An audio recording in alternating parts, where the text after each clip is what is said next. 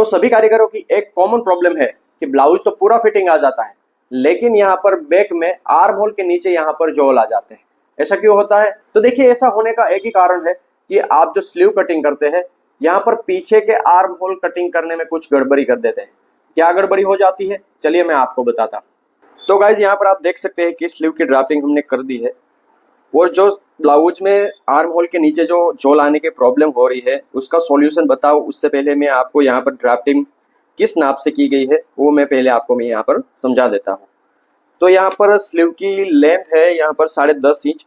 नीचे हमने एक चाप यानी 1 इंच का चौथाई भाग छोड़ा है कपड़ा दबाने के लिए, और ऊपर हमने स्लीव को जोड़ने के लिए आधा इंच एक्स्ट्रा रखा। उसके बाद यहाँ पर बाजू है 12 इंच, उसमें हमने 1 इंच प्लस किया है, लूजिंग का रख दिया है 13 इंच। उसके बाद हमने 2 इंच का एक्स्ट्रा मार्जिन रखा है, और यहाँ पर आर्म होल हमने लिया है 3.25 इंच। तो यहाँ पर नाप कंप्लीट हो चुका है।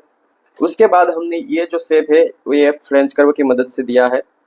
तो यहाँ पर हमने क्या किया है कि सबसे पहले यहाँ पर हमने निशान किया 2 या 2.25 इंच पे, फिर हमने टेढ़ी लाइन ड्रॉ की। उसके बाद इस चौकड़ी से हमने इस चौकड़ी पे यहाँ पर फ्रेंच कर्व रख के शेप दे दिया, ठीक है।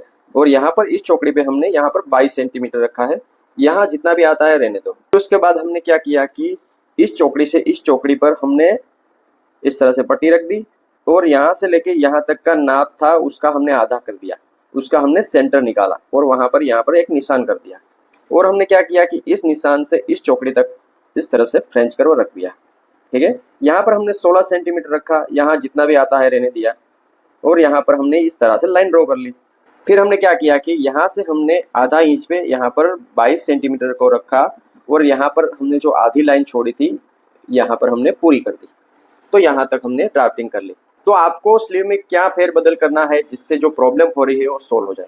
तो आपको क्या करना है कि जो ये लाइन है ना सेंटर की, उसको आपको इस तरह से बढ़ा देनी है, और आपको जो पीछे का आर्म होल की लाइन है वहाँ तक ले लेना है।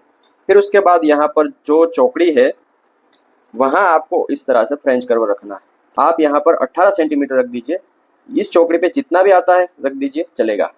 फिर उसके बाद आपको इस तरह से लाइन ड्रॉ करनी है, इस तरह से, और यहाँ पर आपको इस तरह से गोलाई देनी है। तो देखिएगा इस फ्रेंच कर्व मैंने किस तरह से रखा है और किस तरह से गोलाई दी है, आपको याद रखना है। आपको इस तरह से नहीं देनी है, ठीक है, आपको इस तरह से रखनी है।